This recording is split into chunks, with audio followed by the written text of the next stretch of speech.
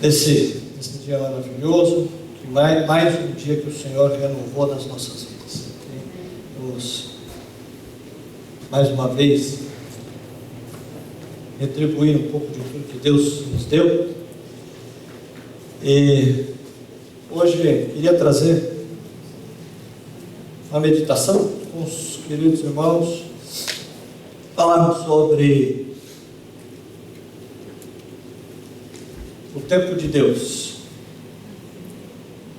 A palavra do Senhor diz que há tempo para todas as coisas. Eu queria falar hoje sobre paciência, entendermos o tempo de Deus. Que a gente possa deixar de lado toda a nosso julgamento humano, nosso entendimento. A palavra do Senhor diz que você tem que ouvir e reter o que é o bem. Mas para isso você tem que dar a oportunidade para o Espírito Santo falar, ministrar no teu coração. E aí você filtra, você retém aquilo que é bem, que é o bem, conforme diz a palavra de Deus. Mas o primeiro passo é nós abrirmos os nossos ouvidos espirituais. Amém? Então feche seus olhos, que Deus continue a ministrar no nosso coração, mesmo sentados. Pai, em nome de Jesus, nós oramos na tua presença, lavados e remidos pelo sangue do Cordeiro da cruz.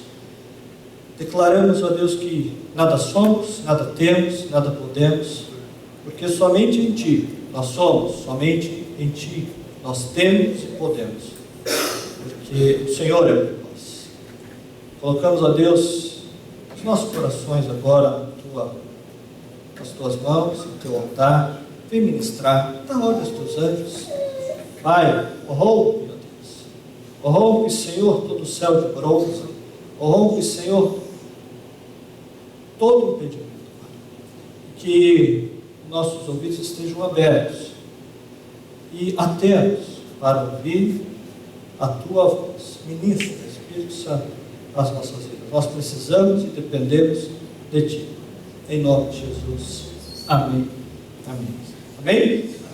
Louvado seja o nome do Senhor. Abra a palavra do Senhor no livro de Salmos, Salmos 40.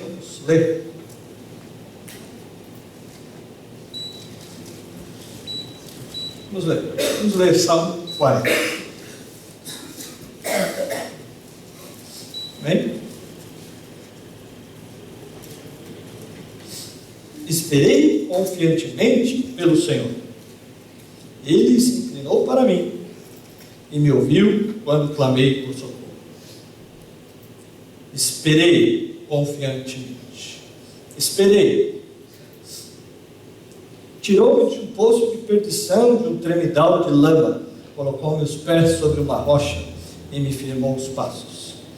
E me pôs os lábios um novo cântico, um hino de louvor ao nosso Deus. Muitos verão dessas coisas, temerão e confiarão no Senhor. Bem-aventurado o homem que põe no Senhor a sua confiança e não pende para os arrogantes e nem para os afeiçoados da mentira. São muitas, Senhor Deus meu, as maravilhas que tem cooperado e também dos seus desígnios para conosco. Ninguém há que se possa igualar contigo. Eu quisera anunciá-los e deles falar, mas são mais do que se pode contar. Sacrifícios e ofertas não quisestes, abriste os meus ouvidos. Holocaustos e oferta pelo pecado não requeres. Então eu disse, eis aqui estou, no rolo do livro está escrito a meu respeito. Agrada-me a fazer a tua vontade, ó Deus meu. Dentro do meu coração está a tua lei. Proclamei as boas novas de justiça na grande congregação. Jamais cerrei os lábios, tu sabes, Senhor. Não ocultei no coração a tua justiça. Proclamei a tua fidelidade e a tua salvação. Não escondi da grande congregação a tua graça e a tua verdade. Não retenha de mim, Senhor, as tuas misericórdias. Guarda-me sempre a tua graça e a tua verdade. Não tenho conta os males que me cercam. As minhas iniquidades me alcançaram, tantos que me perdem à vista. São mais numerosas do que os cabelos da minha cabeça, e o coração me desfalece. Brada-me, Senhor, a livrar-me. Dá depressa, Senhor, a socorrer-me. Seja um a um envergonhado e coberto de vexame que me demandam a vida. Tornem atrás, me cubram de ignomínia os que comprazem o meu mal. Sofram perturbações por causa da sua ignomínia os que dizem: bem feito, bem feito. Folgue e em ti se rejubilem todos os que te buscam, os que amam a tua salvação, digam sempre: o Senhor seja magnificado. Eu sou pobre e necessitado, porém o Senhor cuida de mim. Tu és o meu amparo, meu libertador. Não te detenhas, ó Deus meu. Aleluia. É um salmo maravilhoso esse. Eu sei que alguns irmãos não gostam de confessar esse versículo, mas eu amo.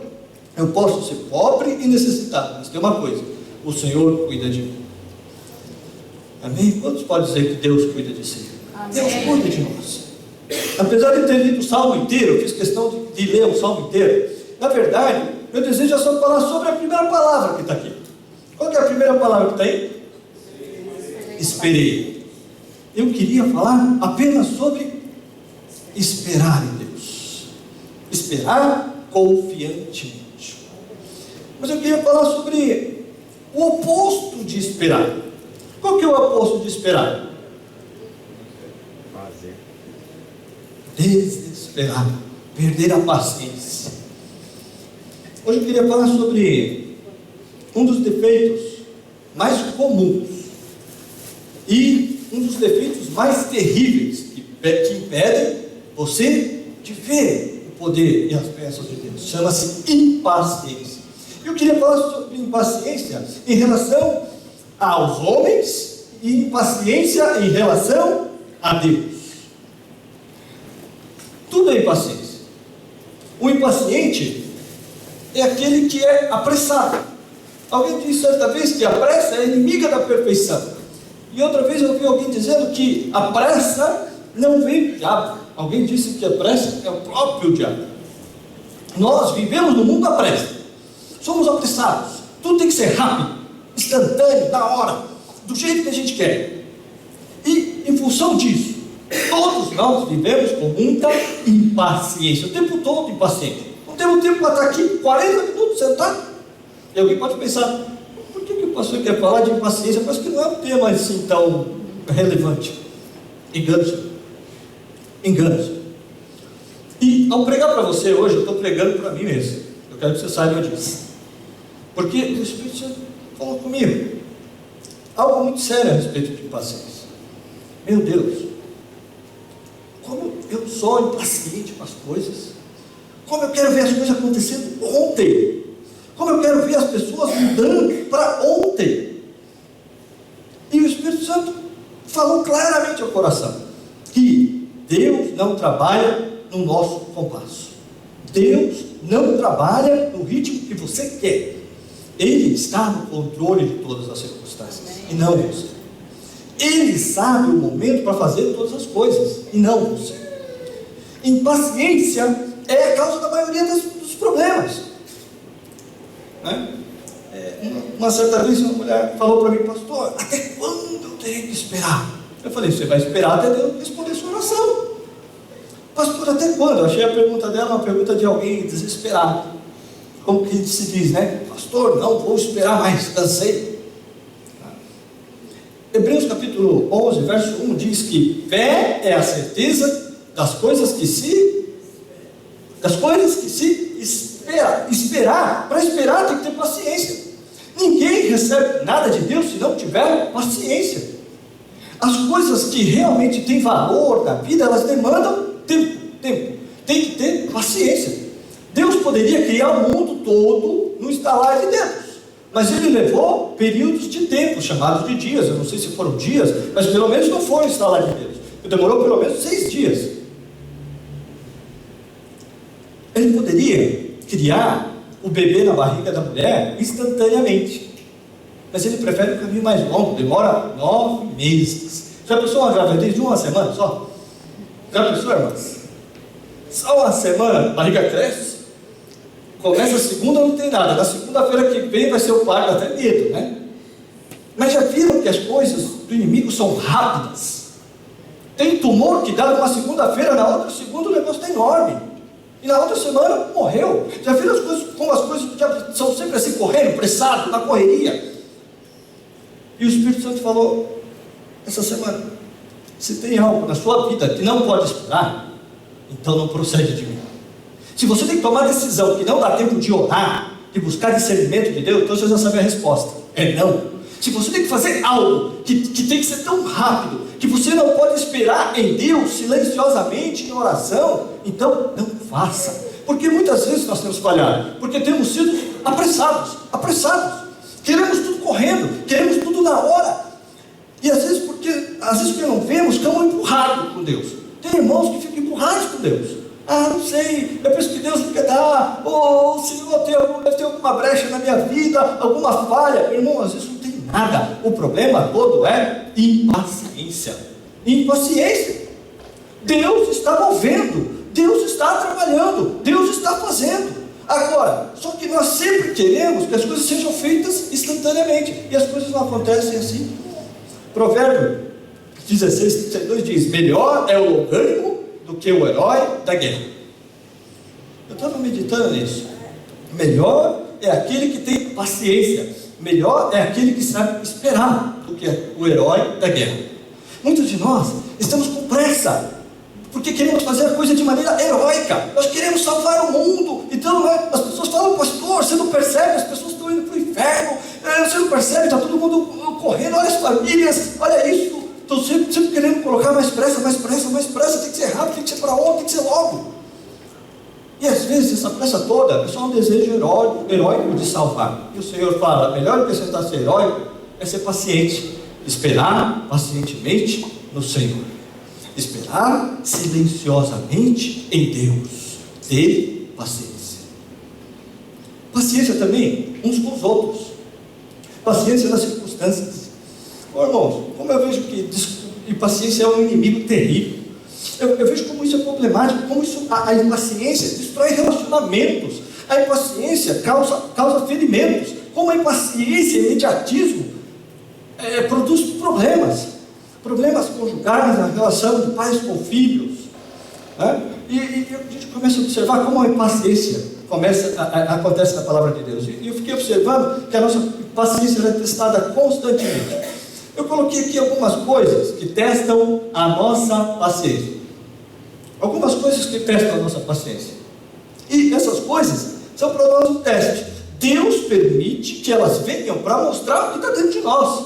O quanto nós somos impacientes. O quanto não nos falta serenidade para esperar em Deus, para aguardar no poder de Deus, para aguardar que as situações mudem. Vamos fazer um teste. Eu escrevi algumas coisas aqui. O primeiro teste que tem chama-se interrupção. Tem algo que te irrita mais do que interrupção? Tem algo que te dá mais impaciência do que interrupção? Você vai começar a jantar, o telefone toca. Você colocou a primeira colherada na boca, o telefone toca e alguém fala: é para você. Bem na hora da comida. Aí você fica tentado a dizer: não, diz que eu não estou, para legal depois fazer outra coisa. Nós não gostamos de interrupção. E às vezes quando você resolve atender, mas você atende, mas tem que ser rápido, tem que ser correndo, porque interrupção é terrível. Você está no banheiro e alguém bate na porta, telefone, alguém quer falar com você, e às vezes eu digo lá de dentro: fala qualquer coisa. Uma certa vez era um outro pastor da outra igreja, me ligou e alguém me disse: olha, o pastor fulano disse que é urgente, é vida ou morte. E eu estava no banheiro, você sabe, banheiro. E banheiro é um lugar sagrado, eu acho. Ninguém deveria interromper você no banheiro, né? Eu acho. Aí me deram o telefone lá dentro, e eu sentado, atendendo o telefone. E o pastor do outro lado achando estranho aquela situação. Ele falou: o que você estava fazendo? Eu falei: nada é importante. Você pode falar à vontade. Eu fiquei pensando: haja paciência. E sabe, não era nada de vida ou morte. Mas ele do lado de lá não tem paciência. E aí no final ele falou assim: você estava tomando banho mesmo ou você não queria me atender? Deu prisão de vez na hora. Aí eu falei: agora acabou a paciência. Depois disso, a paciência, sabe que interrupções É algo que testa a gente. Você fica irritado quando alguém interrompe você? Eu fico observando, irmãos. Os irmãos vêm conversar comigo. Alguns, né? Eles vinham e até faziam fila aos irmãos para cumprimentar, né? Aí ele chega, interrompe o irmão, só vou dar paz ao Senhor, né? E interrompe o irmão, que às vezes está no meio de um pranto e fala, dá licença, eu quero dar um abraço para o pastor, e entra e dá um abraço, entrega uma profecia de meia hora e o outro fica lá atrás. Eu só fico olhando o olho do outro. Se pudesse medir as irradiações que saem, se ele fosse Superman, ia sair um raio lá de dentro, que ia fulminar o outro. Eu fico pensando, tadinho, ele não aguenta interrupção. Eu não posso jogar pedra nele, porque eu também tenho dificuldade com interrupções. Interrupção é um teste. Um outro teste, transtorno. Transtornos testam a nossa paciência. Atraso, né? Transtorno, trânsito. Existe um lugar mais terrível do que farol, por exemplo, né? Está lá parado, tem um carro 1000 na sua frente, não cai de jeito nenhum, e o sinal abriu, parece que tem 2 milênios e 10 segundos, e ele não sai da sua frente. Não dá vontade de sair do carro e empurrar o carro dele, né?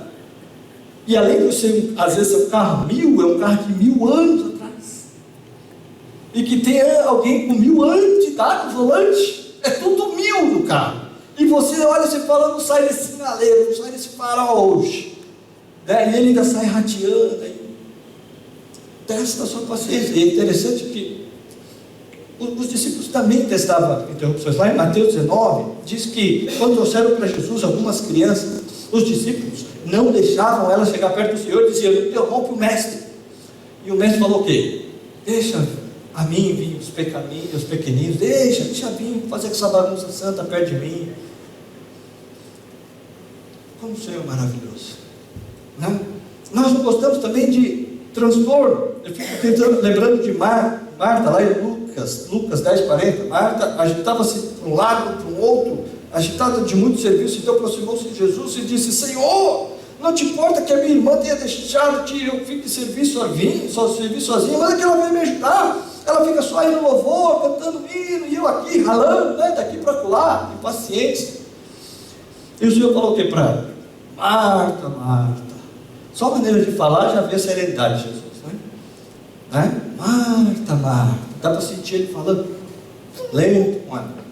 Para com isso, larga essa comida para lá, vem sentar e prosear comigo. Nós somos tão desejosos de correria. Eu sou assim, eu preciso fazer alguma coisa. E aí vem a terceira coisa, que é inatividade, ficar parado. Tem algo que irrita mais do que ficar parado? Você quer conhecer alguém, é observar ele esperando o elevador. Eu sempre morei em prédio, e eu fico observando as pessoas esperando o elevador, elas quase furam aquele botãozinho de apertar. Parece uma metralhadora. Até parece que se ela apertar mais de 100 vezes, ele vem mais rápido. Aí, né, ela dá meia volta e aperta de novo. E o corpo? Né? E aí começa a bater o pé, e dá murro na parede. Eu fico pensando, são poucos segundos, mas que desespero é esse? Né? É eu no elevador esperando.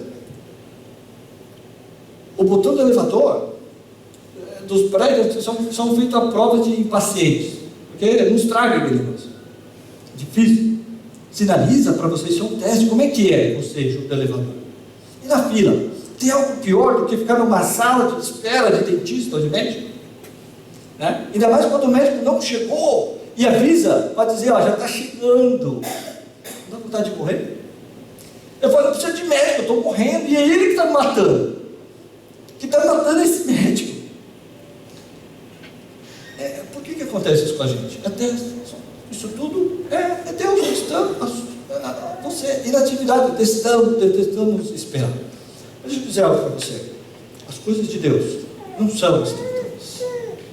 As coisas de Deus exigem espera. Você vê na Bíblia a história de Abraão, mas Abraão ficou 20 anos esperando Isaac nascer. E você está orando pelo seu pai, tem alguns meses, já está impaciente. Já está dizendo, não, pastor, não converte não, porque não é duro demais. É ele que é duro, ou você que já perdeu a paciência e a esperança? Sabe, paciência é sinônimo de fé. Quem crê, espera. Quem crê, tem paciência. Quem crê é longânimo, senta, aguarda e espera as coisas acontecerem. Se você for olhar na palavra de Deus, a Bíblia fala que Josué e Caleb ficaram 40 anos esperando para entrar na terra prometida. Deus falou: vocês só vão entrar depois que esse resto tudo morrer, né? Eu fico pensando que Josué foi o maior colecionador de enterro da história. Acho que ele ficava falando com o Caleb, né? Ó, só falta o Jerry para morrer. Quando ele morrer, nós entramos em Canaã. Aí ficaram os dois torcendo para morrer tudo logo, porque Deus disse: só vai entrar quando morrer essa geração, porque só vocês dois vão entrar. E ele começou a cantar: tu já morreu o colega de ginásio, já morreu nosso vizinho, todo mundo está morrendo. Daqui um dia nós entramos. Demorou 40 anos, pacientemente. Moisés foi tratado por Deus no deserto 40 anos. Davi esperou 20 anos para começar a reinar em Israel todo, 13 anos para reinar em Jerusalém, sobre a tribo de Judá, mais 20 para reinar sobre todo Israel. Você às vezes lê na Bíblia a história de Davi, você fala: puxa, foi daqui para lá. Samuel ungiu ele rei e ele virou rei na semana seguinte. Não foi, não. Samuel ungiu ele rei e ele só virou rei 20 anos depois. 20, irmãos, 20. Paulo esperou 14 anos para ser enviado como apóstolo. 14, e você lê na Bíblia, fica parecendo que ele caiu do cavalo hoje e já virou apóstolo na semana que vem. Foram 14 anos aprendendo de Deus, pacientemente. José do Egito, do tempo que ele teve o sonho até o dia que ele tornou-se o primeiro-ministro de Faraó, foram no mínimo 13 anos. 13 anos esperando pacientemente. E nós queremos as coisas rápidas, nós queremos as coisas instantâneas, mas Deus às vezes testa para ver até que ponto você quer ir com Ele, até onde você vai com Deus, até onde vai a tua fé. A tua fé é capaz de durar quanto tempo? Sabe, não se mede fé por outra medida senão tempo. Qual que é o tamanho da fé de alguém? Você mede o tamanho da fé dele por anos que ele é capaz de esperar. Eu tenho fé para 1 ano, eu tenho fé para 2 anos, eu tenho fé para 50 anos. É assim que se mede a fé. A sua fé é fé para quanto tempo? A sua fé vai até onde? Porque a fé é a convicção das coisas que se esperam, e se esperam pacientemente, diz a palavra. Quantos de nós queremos esperar pacientemente para ver o poder de Deus agindo? Pacientemente. E alguns às vezes esperam: não, pastor, deve ter algo de errado, nós estamos querendo avivar, o avivamento. Querido, é hora de esperar pacientemente. Pastor, eu quero um ministério, eu quero ser pastor. E muitos irmãos nos procuram, né? E falam: eu quero ser pastor. Uma certa vez estava fazendo um trabalho de formação de obreiro, de liderança e pastorado. Teve um irmão que me procurou, e esse foi interessante. O irmão procurou e ele falou: pastor, eu ouvi você dizendo para largar tudo. Você pregou para largar tudo, e eu já estou falando para o senhor, já larguei de emprego, já larguei faculdade, larguei. Eu olhei para ele, eu falei: para você o teste é outro, só te chamo depois que você formar com um bom emprego. Aí ele me olhou com a cara de como que diz: ele é novo, ele pregou lá, eu ouvi, agora eu chego aqui, ele fala que é o contrário.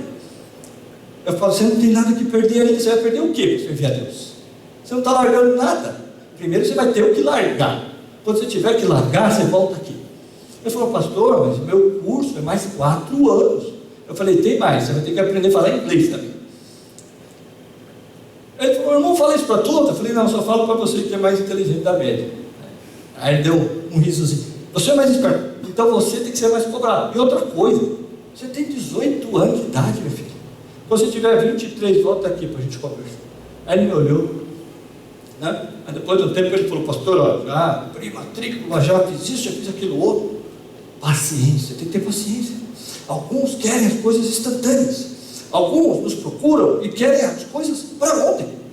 E você às vezes está orando aqui, e o Senhor fala: já ouvi a sua oração, já ouvi o teu clamor. Ele vai para casa e fala: pastor, Deus disse que já me ouviu, mas não aconteceu nada. Já aconteceu.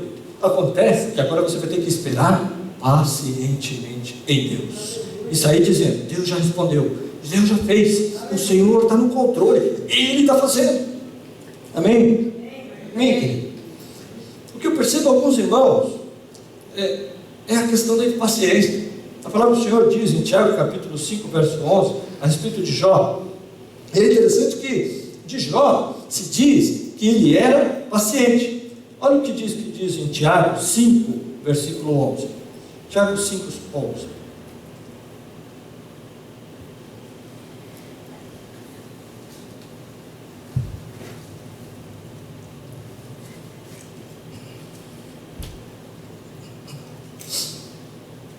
Eis que temos por felizes os que perseveraram firmes. Tendes ouvido da paciência de Jó, e vistes que fim o Senhor lhe deu, porque o Senhor é cheio de terna misericórdia e compassivo. A respeito de Jó, a Bíblia diz que ele era paciente. Ele esperou pacientemente em Deus, e ele viu o resultado da sua fé.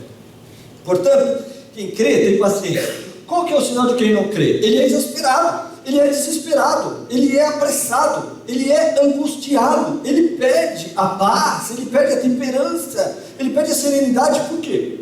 Porque esse é um sinal de incredulidade. Mas aqueles que creem, mantêm-se serenos. Peraí, o Senhor falou? Falou. Você já viu? Não vi ainda não, mas o Senhor vem. O Senhor está vindo. Olha o poder de Deus virá. O milagre dele vai acontecer. Você já está vendo? Não, não estou vendo não, mas vai acontecer. Deus já está fazendo. Quando eu tinha 17 anos de idade, um profeta veio conversar comigo, e ele disse: Deus falou para mim que você vai pastorear uma grande igreja. E na época eu nem queria ser pastor, mas eu ouvi aquilo, e lá no fundo do meu coração veio uma alegria grande. Eu tinha 17 anos.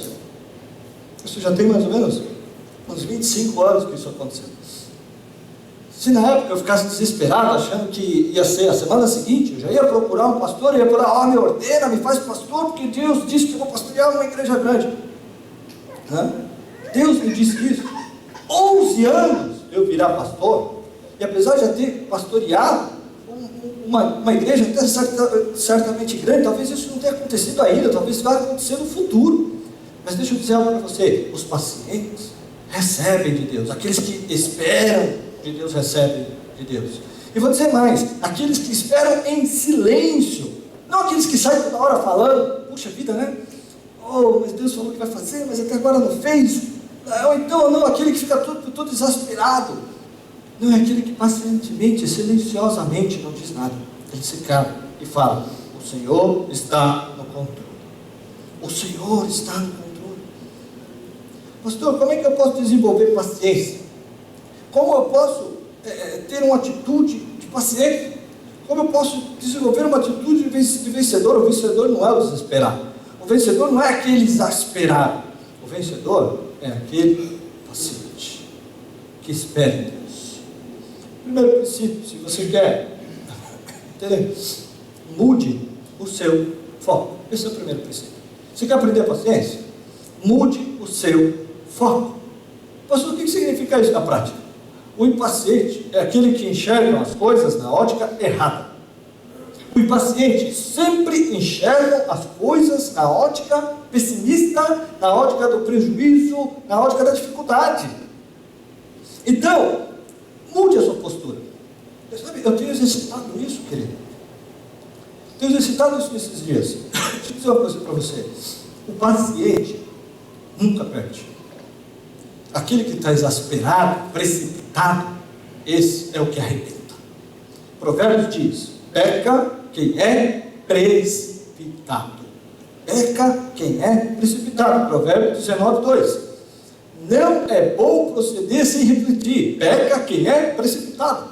Deixa eu dizer algo para você: sempre você pode esperar de fato um pouquinho mais. Isso é uma mudança de foco. Vou falar então do lado da sua luta espiritual.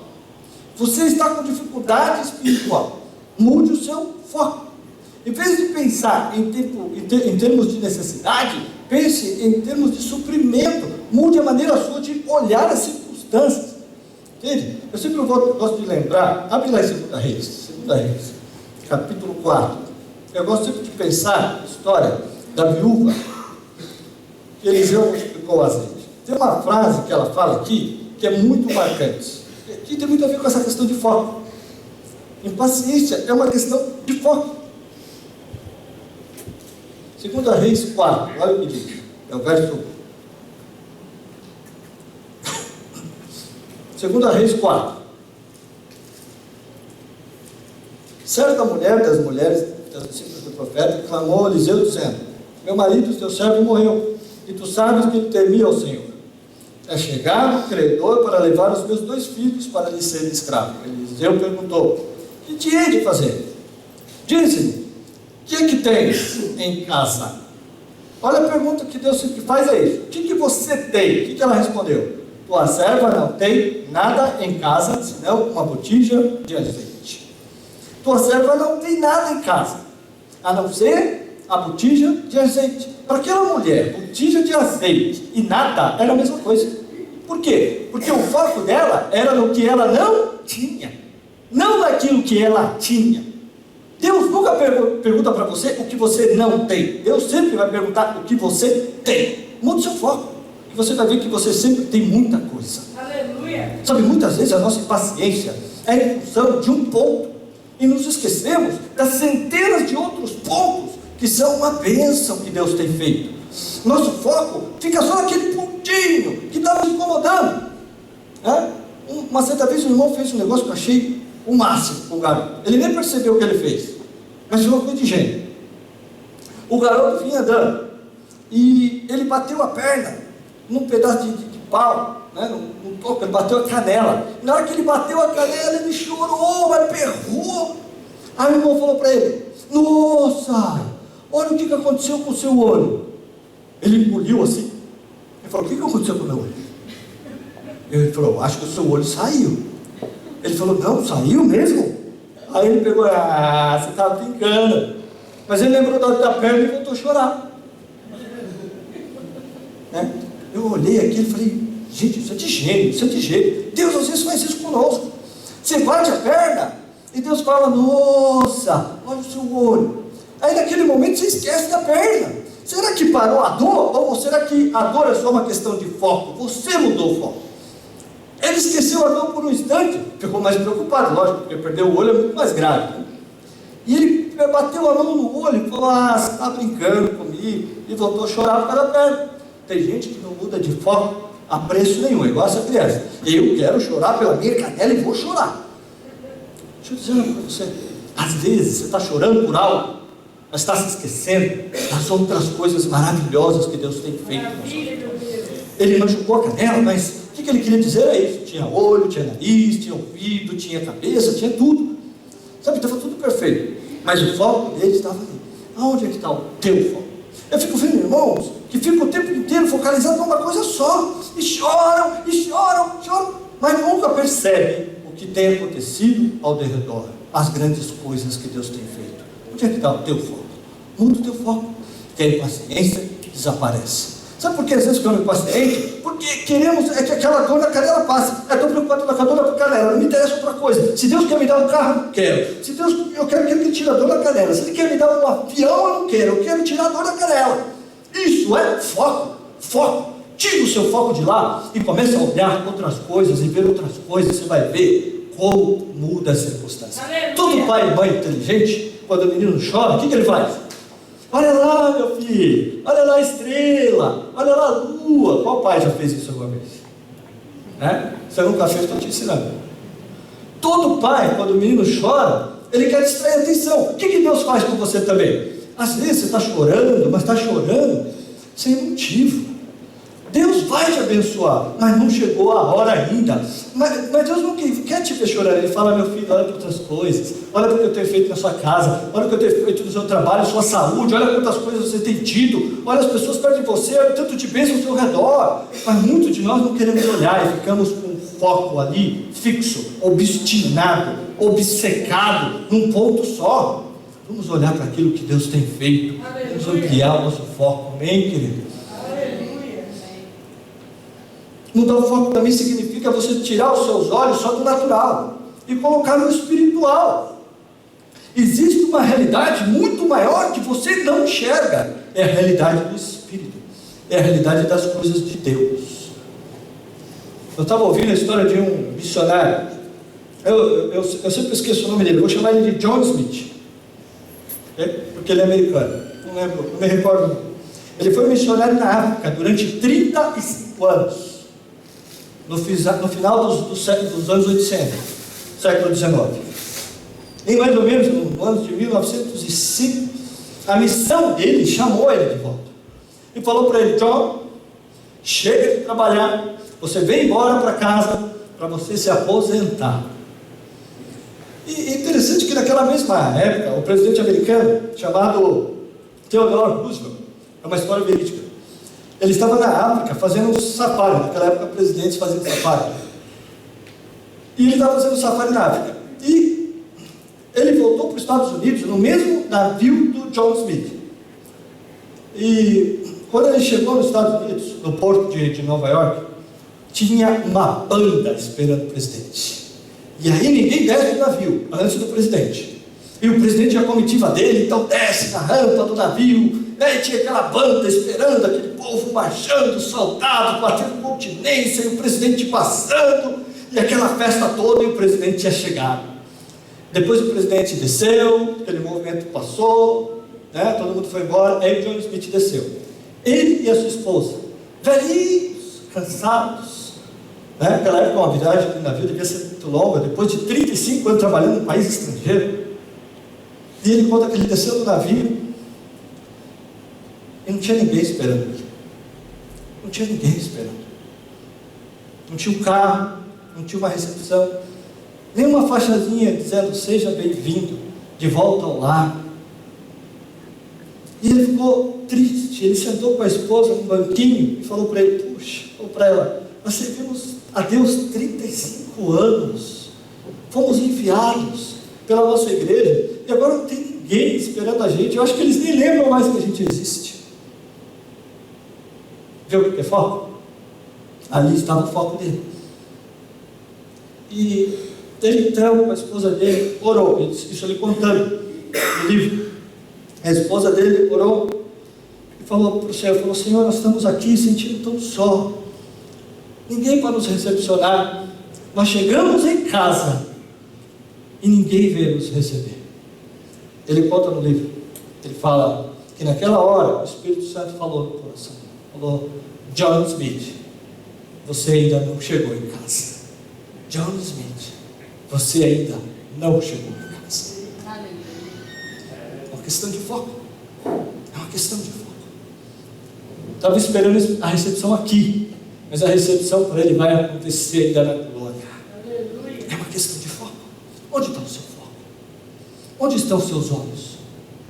Aqueles que colocam os olhos aqui ficam impacientes. Talvez o John Smith ficou naquele banco impaciente, falando: puxa vida, já exasperado, né?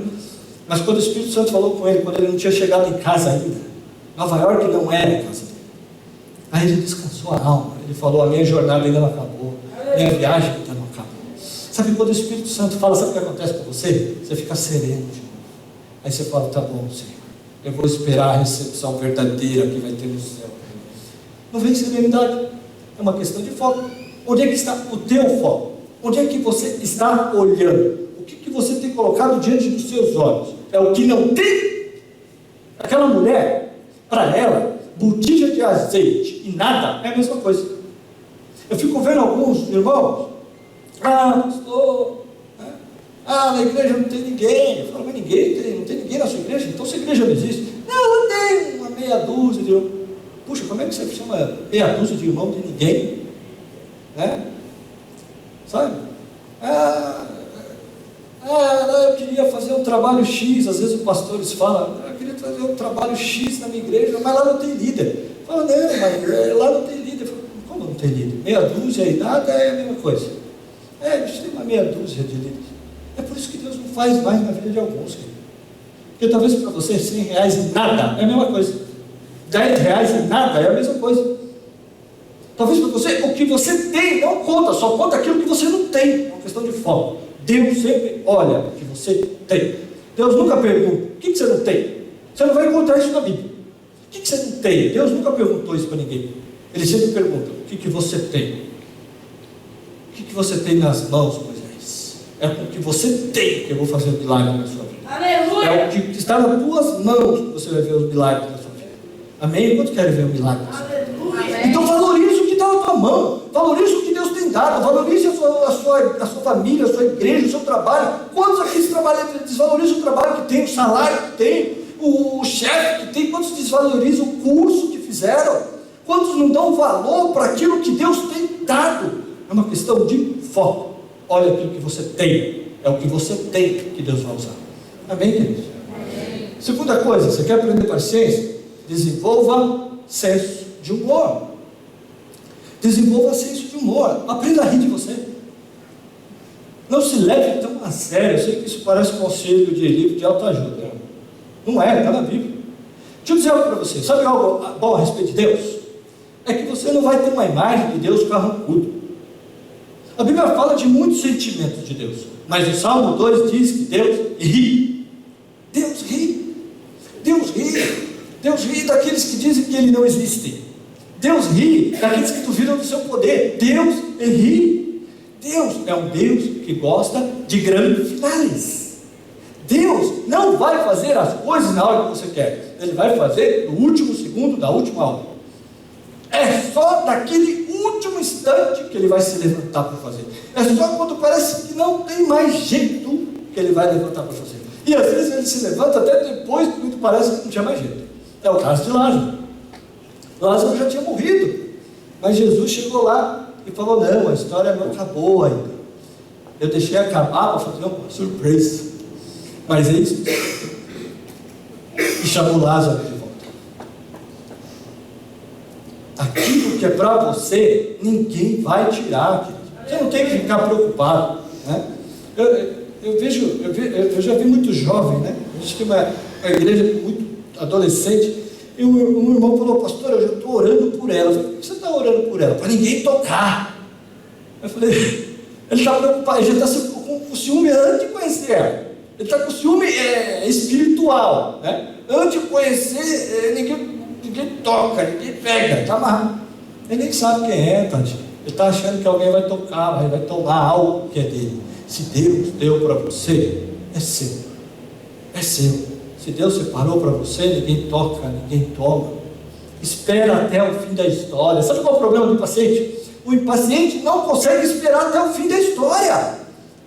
O impaciente não consegue esperar até o fim do jogo.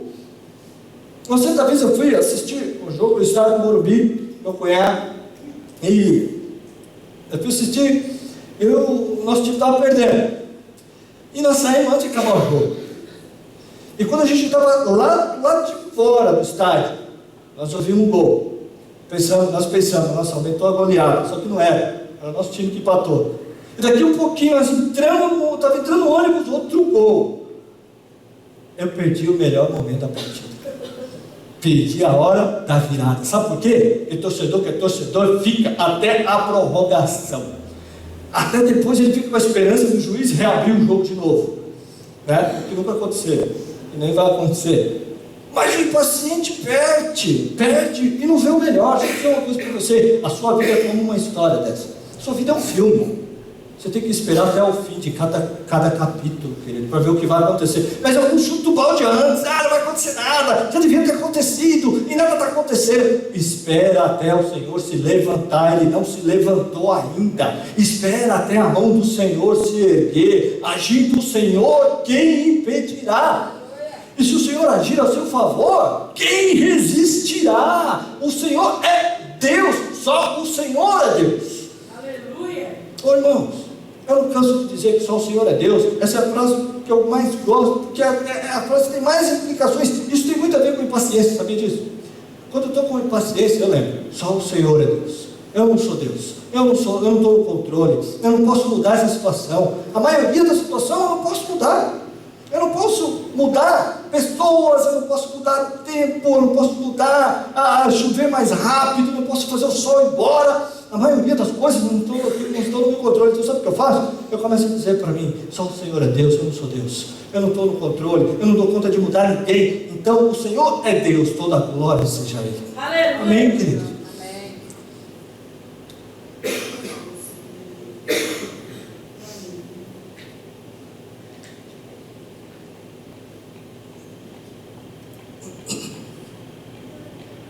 Terceira coisa, para a gente aprender a paciência, aplique amor. 1 Coríntios 13, verso 4, diz uma frase que todo mundo sabe de cor. O amor é paciente. Fala para o seu irmão que está do seu lado, ó, o amor é paciente. Amém. O amor é paciente. Então, impaciência é sinal de falta de amor. Impaciência é falta de amor. Quem ama tem paciência.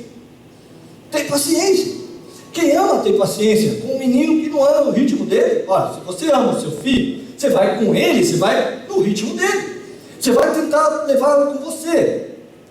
Se você ama um irmão novo convertido, você tem paciência para esperar ele mudar, né? Os irmãos da igreja têm paciência para ver a igreja mudando. Se você ama Deus, você tem paciência para esperar o tempo de Deus e não o seu tempo, para fazer o tempo dele, o seu tempo. Quem tem paciência espera Deus fazer a obra, porque tem paciência. A história não acabou ainda. Ele já está velho, ele devia ter mudado, mas a história não acabou ainda. Eu não desisto enquanto a vida há esperança. Deus vai mudar esse homem, Deus vai mudar essa mulher. Filhos que amam, têm paciência, esperam até Deus mudar os pais. Entende o que eu estou dizendo? Quem ama, tem paciência. Por isso, quando vier paciência, fala para o Senhor: Deus, me enche do teu amor, me enche do teu amor, porque o teu amor, no teu amor eu sou capaz de esperar todas as coisas. Aleluia. E por fim, entregue-se ao Senhor. Esse é o quarto passo. Entregue-se na mão de Deus. Tem hora que tudo foge do controle, você pensa que vai ter um ataque de nervos. Entrega para o Senhor. Entrega para o Senhor. Senhor, eu entrego nas tuas mãos. Eu não sei o que vai acontecer, mas eu sei que tu estás no controle de todas as coisas. Olha para cá um instante, querido. Você deve estar se perguntando: pastor, mas isso não explica as minhas circunstâncias. O que parece perda, no final vai se revelar o ganho. Aqueles que esperam em Deus não serão envergonhados. Aqueles que esperam em Deus não serão envergonhados. Você bateu o carro, você não sabe o que significa isso? Não se preocupe em saber. Deus está no controle da sua vida. Ele sabe que é melhor. Pastor, pode ser melhor para mim? Isso pode. Você jovem, está prestando o vestibular, não passou o vestibular, não passou nesse que você fez agora. Primeiro, não desista, mas acima de tudo, não tente entender, apenas entregue para o Senhor e fale: Deus sabe todas as coisas. Ele sabe por que eu não pude ir para aquela faculdade, Ele sabe por que eu não pude ir naquele curso, Ele sabe todas as coisas, Ele está no controle. O que esperam no Senhor renovarão as suas forças, vão caminhar e não vão se cansar, vão correr e não vão se fatigar, diz a palavra. O que esperam no Senhor não serão envergonhados. Eu sei que nesse momento o inimigo deve falar para você: onde está o teu Deus? E aí, onde está o teu Deus que demora tanto para fazer? Onde está o teu Deus para agir na tua vida? Você que prega, você que diz que é crente, cadê a tua fé? Cadê Deus? Você vai ouvir muito isso. Não diga nada, não responda nada, apenas se cale diante de Deus e diga: eu espero no Senhor. Aleluia. E por fim o Senhor se levantará e manifestará a sua glória. Como é que Jó foi testado? Teve um dia que Satanás chegou diante de Deus, e Deus então, Deus maravilhoso como Ele é, Pai, né? Com toda a reverência, né? Deus tem muito orgulho dos seus filhos. E Deus falou para Satanás: viste meu servo Jó? Fiel, correto, íntegro. Satanás falou o que para ele? Também pudesse se borda aí. Você compra ele com um monte de riqueza, com bênção. Qualquer um te louva quando tudo vai bem. Qualquer um canta bonitinho quando tudo vai bem. Qualquer um serve o Senhor tendo dinheiro igual o Jó tem. Jó é rico. Jó tem carro, tem tudo. Filhos bonitos. Tira o que ele tem, você ver se ele vai fugir do Senhor. E Deus falou o que para o Senhor Tarás? Aceita a aposta. Aposto tudo, meu servo Jó. Pode ir lá e tirar tudo o que ele tem. A Bíblia fala que num dia roubaram os bens dele todos. Caiu um raio do céu, acabou com tudo. E Jó ficou sozinho com a esposa. Satanás voltou de novo.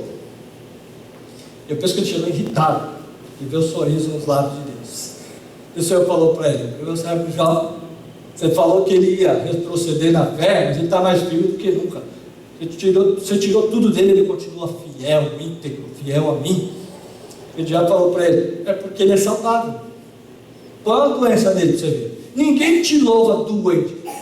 Doente, ninguém quer o Senhor. E penso que o Senhor parou um instante, olhou e falou: eu aposto para o meu servo, pode ir lá, você não pode matar ele, mas eu permito você colocar uma doença. E o diabo colocou uma doença em Jó, diz a Bíblia fala que ele ficava rapando um caco de cerâmica, um pus que saía do corpo inteiro, e o mau cheiro era tão grande que ninguém chegava perto dele. Imagina, e a dor era grande. Mas nem assim, Jó blasfemou contra Deus ou negou o Senhor, continuou fiel diante de Deus. Pode ser também que no nosso meio tenha pessoas passando por teste. Seu carro bateu, você perdeu seu negócio, seu cargo, seu emprego, o ladrão levou, e sei lá, você está sem entender e quer entender quem é que pecou. Foi você ou seu pai? Como disse os discípulos para aquele cego, né? Quem será que pecou? Foi ele, o pai dele, a mãe dele? Maldição hereditária? E o Senhor respondeu para ele: não foi nem você, nem o seu pai, nem sua mãe, mas esse é um teste na sua vida, um teste para ver onde está o teu coração. Quantos estão dispostos a esperar pacientemente no Senhor? Às vezes Deus permite praticar coisas maiores. Eu gosto de uma história que eu não sei, acho que eu já te contei, mas eu vou contar para te lembrar. Um náufrago, o navio que ele vinha afundou, ele conseguiu se salvar segurando os pedaços do navio que havia sobrado. Foi parar numa ilha, e quando chegou lá ele ficou até grato a Deus por estar vivo, mas tinha perdido tudo. Perdeu tudo com o navio, e ele com muito custo conseguiu pegar o resto do navio e fez uma cabana, uma choupana para ele. E depois de fazer a choupana, ele ficou feliz para pelo menos ser abrigado da chuva. Mas um dia ele saiu para caçar, para poder comer, e lá de longe ele viu que um raio caiu bem em cima da choupana dele e pegou fogo. E ele veio correndo para tentar apagar o fogo, mas quando chegou, só tinha cinza. Ele ajoelhou na praia e falou: Deus, até isso o Senhor levou tudo, não ficou nada, até minha choupana para eu poder me abrigar, para dormir na chuva. E naquela praia ali, ele adormeceu. Ele acordou com um marinheiro tocando ele. Ele olhou e o marinheiro falou para ele: nós viemos aqui te buscar. Ele falou: me buscar? Mas como é que vocês me acharam? Nós vimos o sinal da fumaça que você levantou lá de longe e viemos para ver. Às vezes Deus coloca fogo na sua choupana para lá de longe alguém enxergar a fumaça. Às vezes a gente perde o emprego para ter um emprego melhor. Às vezes Deus tira algo de você para servir apenas de semeadura para algo ainda melhor. Deixa eu dizer algo para você. Eu sei que o Senhor é fiel, e por fim Ele se levantará e manifestará a glória na sua vida. E quando o Senhor começar a agir, ninguém poderá impedir ou resistir. Mas a bênção será transbordante sobre a sua vida e sobre essa igreja também. Você não está aqui por acaso. Deus trouxe você aqui hoje. Nós creio nisso. Amém, querido? Amém. Hoje você vai renovar o seu ânimo para esperar em Deus. Amém? Vamos ficar em pé. Talvez você seja como Jó, que está sendo testado. Há um teste na sua vida. Quantos podem dizer que nesses dias estão passando por testes?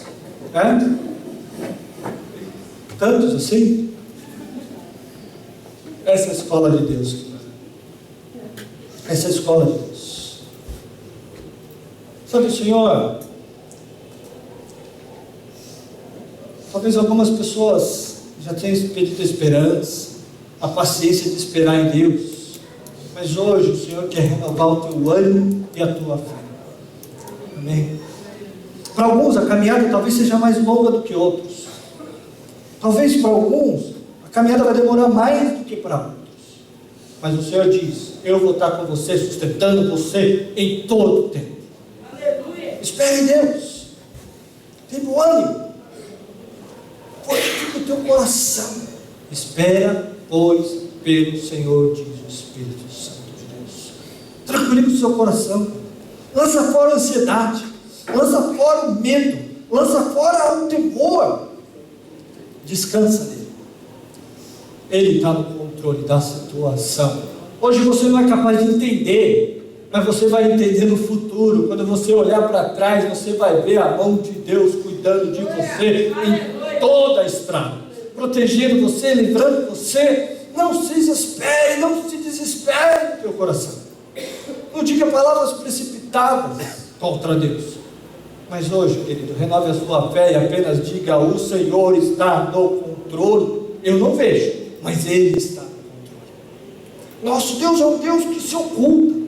Nós não vemos a sua mão, mas ela está lá, invisível, ao meu redor, para me sustentar. Para me sustentar. Porque o Senhor é bom. Eu gostaria de orar com você.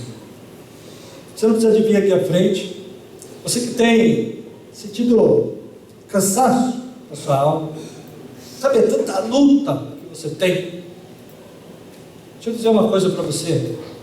Uma vez aconteceu um dia terrível comigo. E Deus às vezes é obrigado a nos forçar para ensinar coisas. Eu fazia faculdade, mas eu nunca me esqueci desse dia. Porque foi o dia que a minha paciência foi testada, eu quase tive um ataque de nervo. Eu saí de casa para ir para a aula, e naquela época eu andava de ônibus. Quando eu cheguei no ponto de ônibus, eu tinha esquecido o livro que eu tinha que levar para a aula. Voltei para casa a pé. Cheguei em casa, peguei o livro, voltei para o ponto de ônibus. Lá no ponto, por algum motivo, eu deixei o livro cair. Na hora que eu fui abaixar, a calça descosturou. Voltei para casa para trocar a calça, a pé. Troquei a calça e voltei para o ponto de ônibus. Quando eu cheguei lá, eu percebi que eu deixei a carteira na outra calça. Voltei para casa de novo para pegar a carteira. Quando eu ia chegando no ponto de ônibus, perdi o ônibus. Eu olhei o ônibus saindo. Eu falei: Deus quer me ensinar ou me falar alguma coisa que eu não estou querendo ouvir. Falei: Senhor, fala. Aí o ônibus veio. Eu peguei o ônibus. Quando eu cheguei na escola, não tinha aula. Não tinha aula. Falei: Senhor, eu precisava ouvir. Às vezes nós não entendemos as circunstâncias da nossa vida. Pode ser que a sua vida seja mais ou menos como isso. Você perde emprego, o ladrão entra na sua casa, nos seus negócios, está brigando com a mulher, o parente perdeu o emprego, também está morando lá de favor, tudo parece complicado, e para complicar a televisão queima. Não é? Parece que tudo parece complicado. E você está aí dizendo: isso é um ataque maligno. Talvez até seja.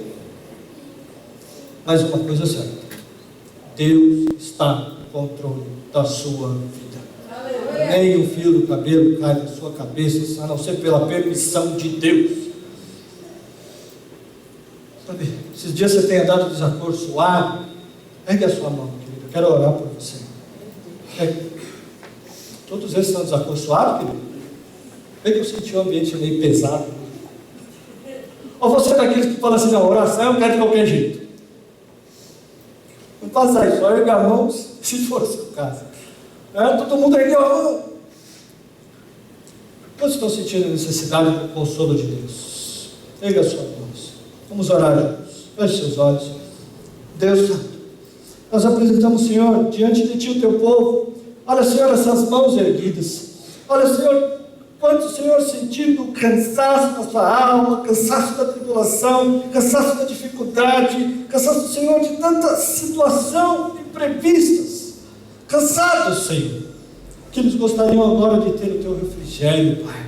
Senhor, eu não peço que o Senhor retire a Tua mão. Eu não peço que o Senhor, Deus, mude os Teus propósitos na vida de cada um. Não, Senhor, cumpra o Teu querer. Faz conforme a Tua vontade. Segue, Senhor, o Teu projeto. Reina soberano. Mas eu clamo ao Senhor: se Tu tens que peneirar o Teu povo, fortalece-os para suportar a prova. Traz disposição, ânimo, fé para suportar a luta nesses dias. que eles possam sair daqui hoje com o coração cheio de alegria, cheio de fé, de disposição, ânimo para receber do Senhor, para serem transformados pelo poder do Senhor. Eu ministro que toda obra maligna, toda cadeia maligna, toda armadilha do inferno que tem sido armada, toda arapuca do inferno que tem sido armada contra a vida desta igreja, no nome de Jesus nós comandamos, seja quebrado, desfeito todo desígnio maligno, em nome de Jesus, seja quebrada a sua obra, liberado as suas vidas, liberado esse ambiente pelo poder do nome de Jesus. Recebe, querido, recebe um ânimo novo, recebe uma fé nova, uma disposição nova, e um refrigério do Espírito Santo venha sobre a sua vida, e uma força sobrenatural para continuar a sua caminhada, querido, em nome do Senhor Jesus. Diga comigo: eu creio que eu sou fortalecido no Senhor e na força do seu poder. Esperarei confiantemente no Senhor. Diga: o que esperam no Senhor renovam as suas forças, diz a palavra. Caminham e não se cansam, cansam e não se fatigam. E nesta noite, querido, recebe da força de Deus, do poder de Deus, do refrigério de Deus, para esperar o tempo de Deus da sua salvação, do seu livramento sobre as nossas vidas, em nome de Jesus. Amém, querido? Amém? Hoje, Deus te dá o privilégio de você sentar à mesa. Hoje nós vamos cear e sentar à mesa com Deus. Pode sentar, querido.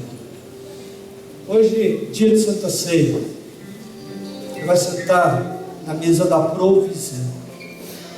Você vai fazer parte, enquanto estivermos comendo do pão, bebendo do vinho, você estará fazendo parte da mesa do Senhor, da mesa do Pai, que te trouxe até aqui, do Pai, que trouxe a provisão para a tua vida.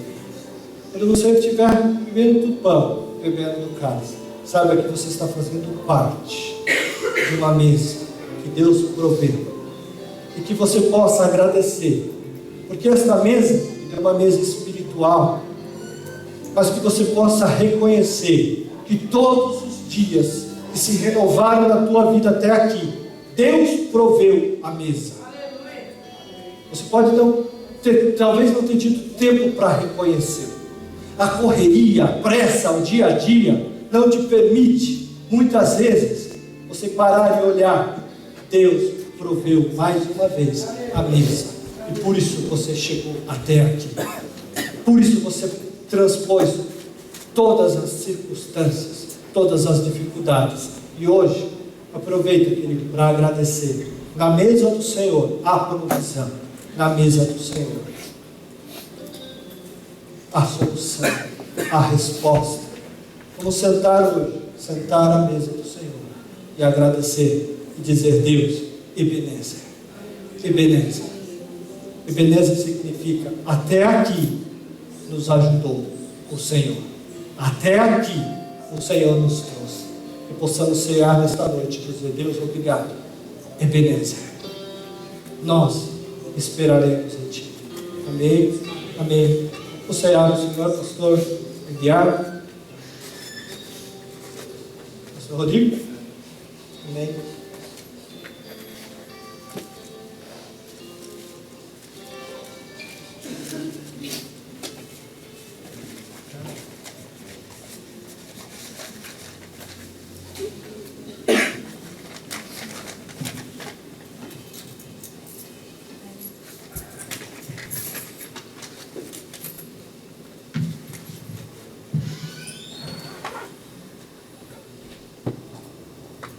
Palavra tremenda que Deus nos traz nessa noite, né? Amém. Quantas pessoas não têm dormido direito porque não conseguem entender que Deus tem trabalhado. Meus irmãos, eu quero contar rapidamente um dia em que eu, das minhas muitas aflições, correrias e tantas coisas que a gente fica na cabeça e tantas coisas. Saí num dia tão atribulado, saí do trabalho, não prestei atenção. Cheguei em casa, a Ellen estava grávida do Rafael ainda, e quando eu cheguei em casa, abri a porta de casa e ela estava no chão. Ela estava sentada e o sovaco estava apoiado no sofá. E ela estava no chão como quem estivesse deitada em cima do sofá. E a barriga estava entre o sofá e o chão. E ela estava com um barrigão enorme. E quando eu olhei aquilo, eu entrei em desespero por ver meu filho ali indefeso, por ver minha esposa daquele jeito. E na hora vem uma angústia no coração, vem uma vontade de falar uma série de coisas. E eu senti no meu coração: fica tranquilo, que está tudo certo. E eu orava e falava: Senhor, amém, está tudo certo, eu estou tranquilo, glória a Deus. Liguei, pedi a cadeira de rodas do prédio, saí numa correria, chutando o cachorro que estava na frente, que estivesse na frente, peguei a cadeira de rodas, subi, com muito custo consegui colocar ela na cadeira de rodas, cheguei até a rasgar a calça de tanta força para conseguir levantar, porque era o peso dela e do meu filho. Já devia ser o 7º mês de gestação. E quando finalmente eu consegui colocar ela em cima da cadeira, segurando a cabeça, porque a pessoa fica bem molenga, para passar entre as coisas com aquela cadeira de rodas, e o apartamento é estreito, cheguei no elevador e o coração a mil, irmão. Vontade de uma série de coisas, pensamentos diferentes, né, que vem à cabeça. Nessas horas são essas tentações que vêm, essas provações. E quando eu estava para sair do elevador, com a cadeira de rodas já chegando no carro, a bendita da rodinha da cadeira de rodas enroscou no vão entre o elevador e o chão. E quando ela enroscou, a força que eu fiz para empurrar levantou a cadeira e ela estava transpirando, estava muito suada, ela escorregou como se fosse um sabão. Viu para o chão. Irmão, naquela hora foi o meu pico na capacidade de aguentar. E na hora que eu ia soltar as minhas, né, porque a gente pensa que é muito forte, né? Imediatamente, quando a palavra de Deus diz que o socorro de Deus ali é presente, imediatamente, o elevador do lado abriu a porta e saiu correndo um vizinho que eu tinha lá. Saiu correndo, quase chutou as pernas da Ellen de tão rápido que ele saiu. E ele foi tentar me ajudar e não conseguia, e aí o meu desespero foi ficando maior. Aí chegou um outro vizinho e ele falou: não, pega o tapete do carro. Nunca que eu ia pensar num negócio desse. Pegamos um tapete do carro, conseguimos colocar debaixo dela, pelo tapete segurou, colocou ela deitadinha no banco de trás. E aí eu fui correndo para o hospital. Não tinha um sinaleiro, não tinha ninguém na frente. Deus abriu o caminho e o coração a mil. Quando eu cheguei lá, finalmente, na sala de emergência, os médicos cuidando dela lá, e quando finalmente ela abriu os olhos e entendeu que ela estava passando, se recuperando de um episódio de hipoglicemia, a primeira pergunta que ela me fez: e o Rafa? E chorava. E eu dizia para ela: fica tranquila, está tudo bem. A minha vontade era de chorar ainda mais, porque não sabia se estava bem ou se não estava. Mas Deus estava dizendo: fica tranquilo, todos os momentos. 10 minutinhos depois veio o médico dizendo: olha, papai, teu filho está excelente, não aconteceu nada, tua esposa está bem, pode ir para casa. Meus irmãos, esperar pacientemente no Senhor é um desafio, mas é algo que, de fato, quem espera no Senhor enxerga as bênçãos de Deus. Que Deus possa nos abençoar nessa noite. Eu queria convidar o pastor Jerry e a pastora Roseli a orarem pelo pão e pelo vinho. Você aí mesmo sentado, estenda a sua mão direita, vamos orar.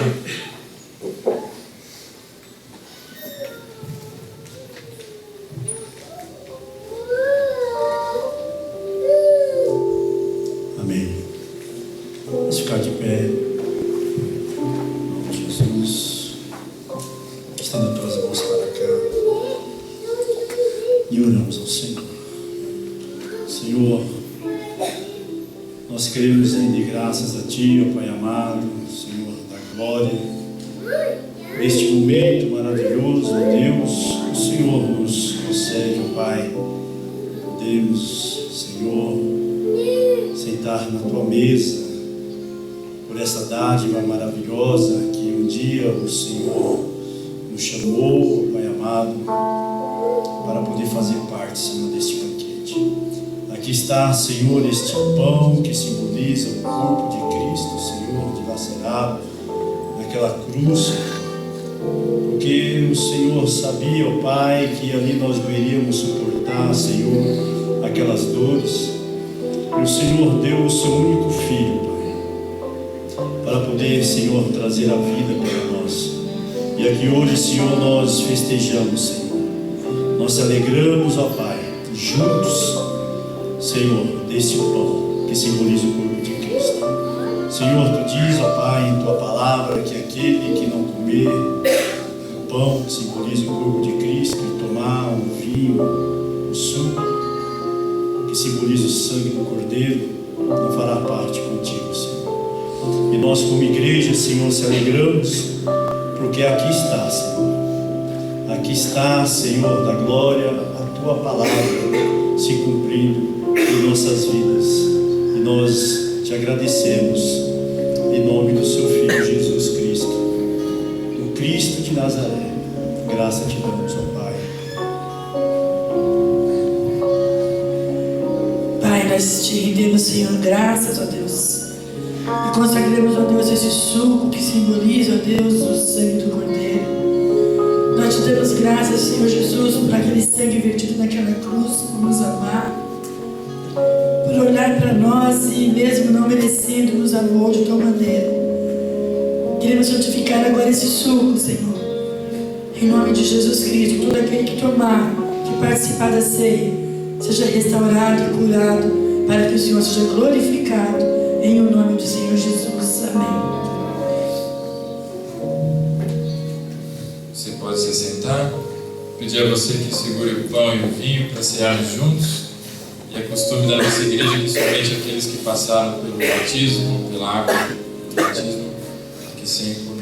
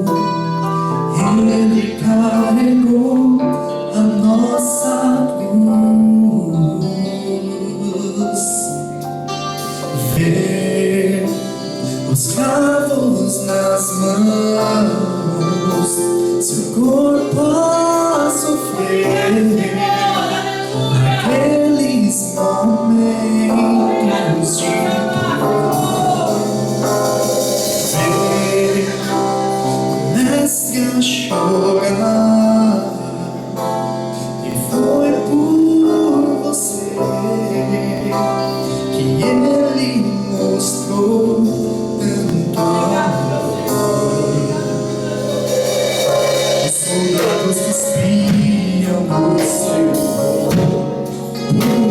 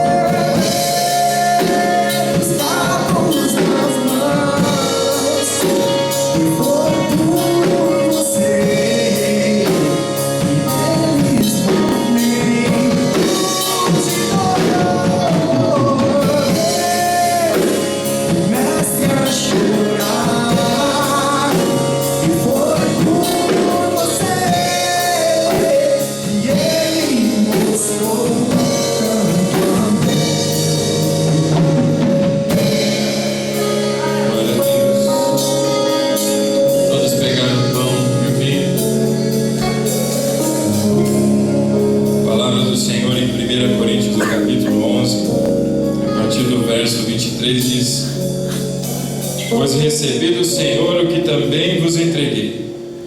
O Senhor Jesus, na noite em que foi traído, tomou o pão e, depois de ter dado graças, o partiu e disse: isto é meu corpo que é dado por vós. Fazei isto em memória de mim. Tomemos todos juntos o pão.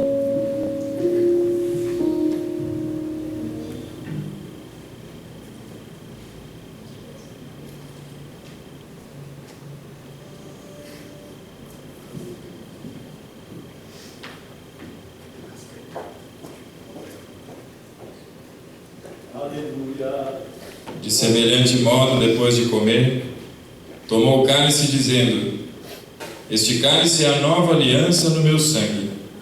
Fazei isso todas as vezes que o beberdes, em memória de mim. Tomemos todos juntos.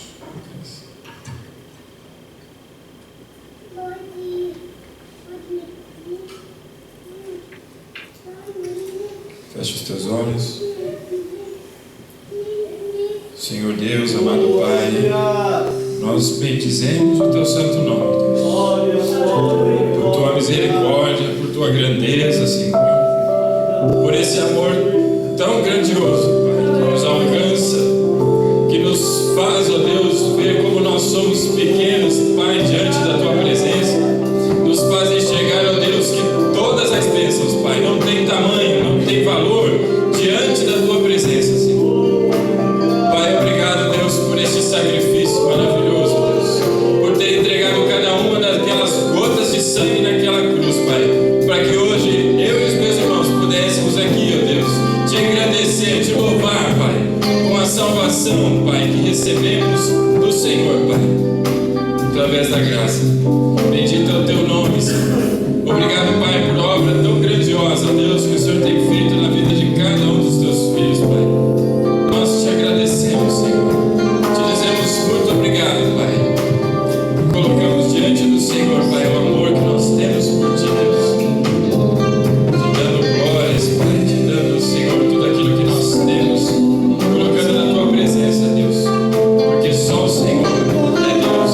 Só o Senhor, ó Pai, podia fazer obra tão grandiosa, Pai. Só o Senhor poderia, ó Deus, entregar a vida do Seu único Filho em favor de cada um de nós, Pai. Mesmo não merecendo, Senhor. Obrigado, Pai. Nessa noite nós te agradecemos e declaramos ao Senhor o quanto nós te amamos, Pai. Nós oramos agradecidos em nome de Jesus. Amém. E amém.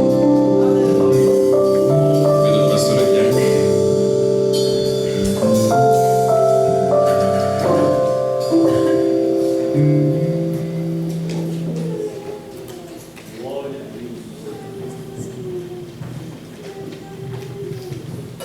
Amados, como eu disse no início, né? Essa noite é uma noite festiva.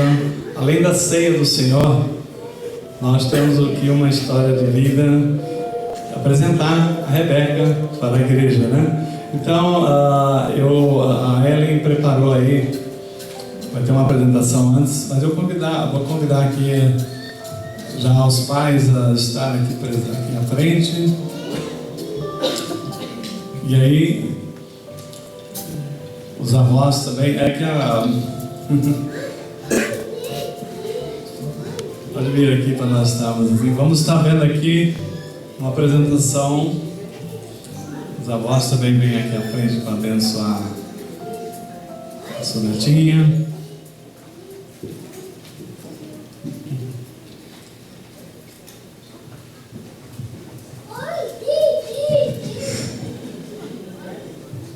Vamos ter aqui uma apresentação antes. A minha esposa não está podendo subir, ela vai acompanhar de lá mesmo.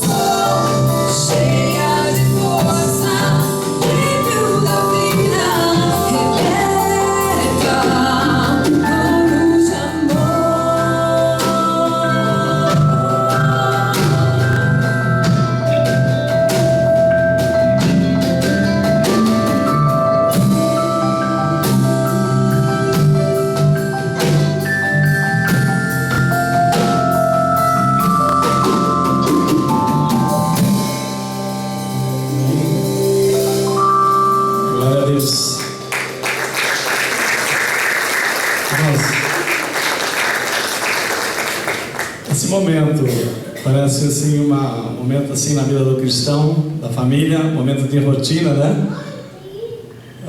Na vida cristã, diferente de algumas igrejas que levam a criança para o batismo.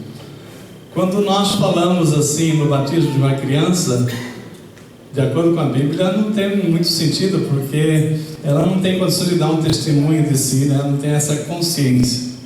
Então, começar pela palavra, né? Jesus tinha 40 dias, seus pais o levaram ao templo, apresentar, para consagrar, apresentar ele ali à sua comunidade. E hoje nós estaremos assim, como igreja do nosso Senhor Jesus Cristo, também cumprindo esse ato, trazendo a apresentação da Rebeca, tá? A igreja, a comunidade. Mas assim, tem uma história muito maior do que simplesmente apresentar a Rebeca. Irmãos, como pastor, mas assim, como avô, e poder acompanhar a vida do pastor Rodrigo e da Ellen, né? A vida deles, quando veio Rafael, foi um milagre de Deus tão grande, sabendo que, contrariando todos os médicos, né, Ellen? Contrariando todos os médicos, né, sobre a vida do Rafael, o pastor Rodrigo testemunhou, né, uma situação de risco, mas ele veio e está aí, essa bênção. Aí todo mundo falou assim: poxa vida, né, Deus é maravilhoso, Deus deu um filho e para nós um neto, que maravilha, né? Estamos felizes demais. E pensávamos assim que Deus já tinha completado a obra, mas Deus estava indo para fazer uma grande obra ainda, que é trazer a Rebeca. Ninguém imaginava na nossa família que depois de toda aquela preocupação, né, na gestação do Rafael, que eles tivessem ainda esse presente de Deus. Mas quando Deus faz as coisas, Ele faz por completo, né, irmãos? Eu estava falando para o irmão Duda essa semana, né, que recebeu já 2 meninas de uma vez só, né, e com saúde, né, com maravilha. Deus, quando faz a obra, faz completo. Então nós estamos hoje aqui apresentando a Rebeca. É milagre de Deus. Quem conhece a história, como vocês já conhecem, sabe que é milagre de Deus. Então a alegria nossa é muito maior do que simplesmente apresentar uma criança, porque a palavra do Senhor diz o seguinte: hoje é para nós pedirmos a bênção de Deus que já está dado para ele, mas confirmação de bênção de Deus na vida da Rebeca, mas mais ainda para os pais, porque ela não tem a consciência do que está acontecendo, ela ainda não tem a consciência. Então quando nós trazemos mais aos pais para refletir a responsabilidade que Deus está colocando nas nossas mãos. E como o pastor Rodrigo, conhecedor da palavra, a Ellen, conhecedora da palavra, eu tenho certeza, né, que essa consciência já está dada, porque a Bíblia fala lá no livro de Provérbios 22:6, instrui a criança no caminho em que deve andar, porque mesmo quando envelhecer, ela não se desviará dele. Então, glória a Deus pela consciência que você já tem da missão como pais, de retribuir o amor de Deus, conservando os seus filhos no caminho do Senhor. E nessa noite, a nossa função aqui é apresentá-la, né, como o projeto de Deus, numa família que Ele fez com todos os detalhes. Ele projetou não somente o casamento do Rodrigo com a Ellen há 10 anos atrás, como Ele projetou a vinda de 2 filhos, 2 joias preciosas para completar essa família, né? E com saúde, com tudo aquilo que nós merecemos para curtir, queremos agradecer a Deus. Então, nesse momento, nós vamos estar abençoando a vida dos pais. Depois eu vou estar pegando a Rebeca no colo também e consagrando assim: Pai, obrigado, Senhor Deus, pela vida da Ellen, que um dia o Senhor colocou ali, Senhor Deus, no coração dela um desejo de ser mãe, do pastor Rodrigo, também de constituir uma família completa, com filhos, Pai. Independente do que o médico falou, eles acreditaram que o Senhor é maior do que todos os médicos, e acreditaram, Pai, e por fé, eles receberam esse presente maravilhoso que foi a Rebeca, que foi o Rafael, Pai. Obrigado, Senhor Deus, da mesma forma que o Senhor confiou neles, esses 2 filhos, Pai, que eles possam corresponder com seu amor, ensinando tudo aquilo, dando os melhores exemplos para a Rebeca, os melhores exemplos para o Rafael, para que esses meninos cresçam numa família e percebam o que é o amor de Deus, através do amor dos pais, os respeitos de um pelo outro, que eles possam ser verdadeiramente servos de Deus, a começar pelos exemplos que eles vão ter nos pais, nessa família, Pai. Eles possam estar direto no caminho do Senhor, desde pequenininho, porque quando eles crescerem, eles vão saber por onde um dia os pais colocaram ele inicialmente, Pai. Nesse momento, eu pego aqui a Rebeca. Quero agradecer, Senhor Deus, esse privilégio de, como avô e como pastor, apresentar essa menina tão linda, esse presente tão importante, Pai, para a nossa família. Tenho certeza, Senhor Deus, que o pastor Rodrigo e a Ellen não imaginaram essa joia preciosa que eu poderia dar. Nós apresentamos ela agora para a igreja, pedimos as tuas bênçãos na vida dela, assim como foi para o Rafael, que ela cresça com saúde, Pai.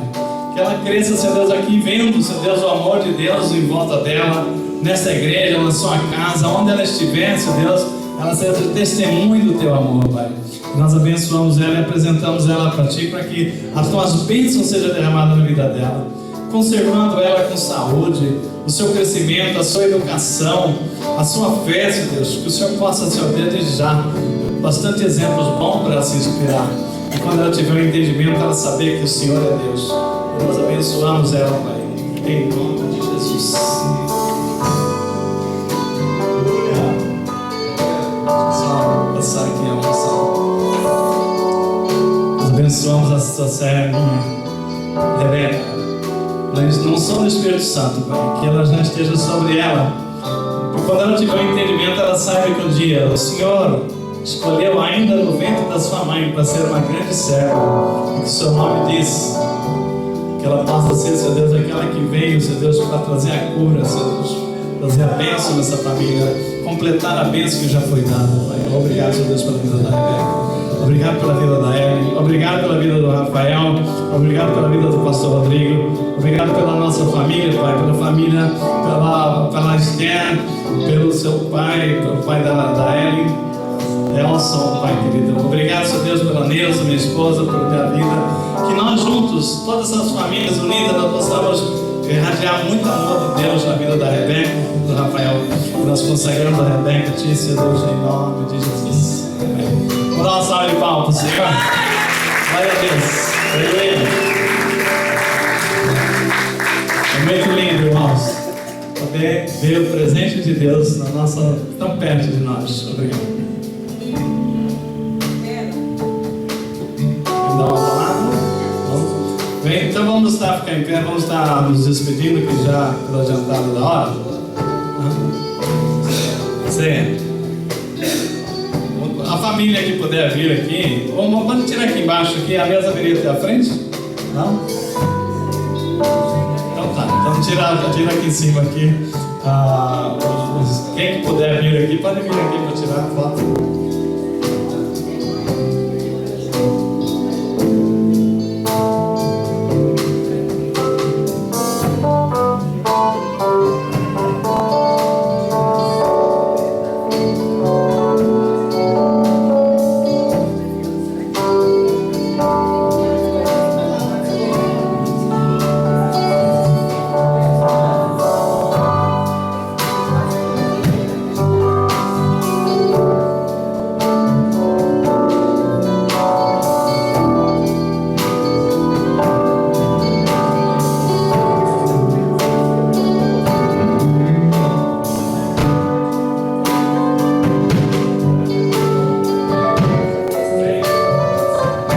Encerrando o nosso culto dessa noite, um culto mais do que festivo.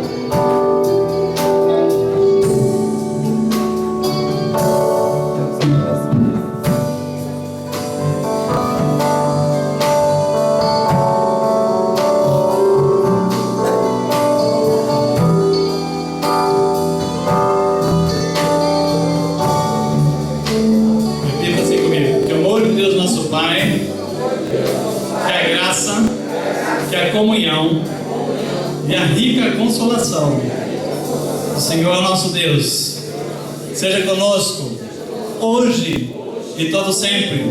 Todos digam amém. Uma salva de palmas.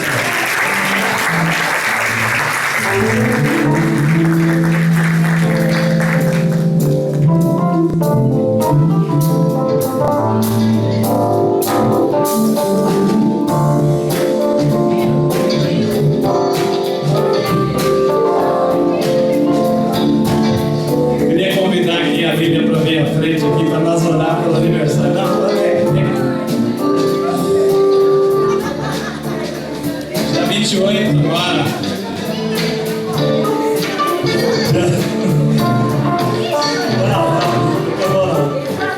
Não acabou não. Você é muito especial para nós ficarmos sem essa oração.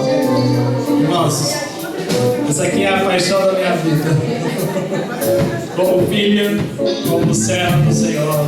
E aí, fazendo um aniversário, nós não podemos passar em branco, não. Eu quero agradecer a Deus, Senhor. Obrigado por essa filha preciosa, Senhor Deus, pela Lilian. Obrigado por esse coração, por essa vontade de fazer a tua obra. Obrigado, Senhor Deus, por tudo que o Senhor tem cuidado dela, dos seus sonhos, Pai, das realizações que estavam ali guardadas nesse coração. E eu vejo hoje, Senhor Deus, isso queimando no seu peito, para que a tua obra seja realizada. Hoje ela, Senhor Deus, junto com o pastor João, os dois ali sendo usados pelo Senhor, a Jéssica ali naquele ambiente de amor. Pai, essa família que foi constituída a partir da Lívia, Senhor Deus, o Senhor colocou ali uma família que nós agradecemos muito, Senhor Deus. Obrigado por tudo que ela tem feito de bom, pelas suas conquistas, pelos seus sonhos ainda não realizados. Mas eu sei que o Senhor está ali cuidando de cada um deles, Pai. Continua guardando, abençoando ela. Pai, derrama para ela bênçãos, Senhor Deus, sem medidas, como ela tem recebido. Pai, muita saúde, Pai, que ela sinta, Senhor Deus, o teu cuidar na vida dela. Ela sinta cada dia que o Senhor tem olhado detalhe por detalhe, não se esquecendo de nada, para que ela possa, Senhor Deus, se expressar na tua casa, aonde ela estiver, o teu amor. E nós abençoamos essa família preciosa, Pai, em nome de Jesus. Em nome. Vem, vamos cantar parabéns. Amém.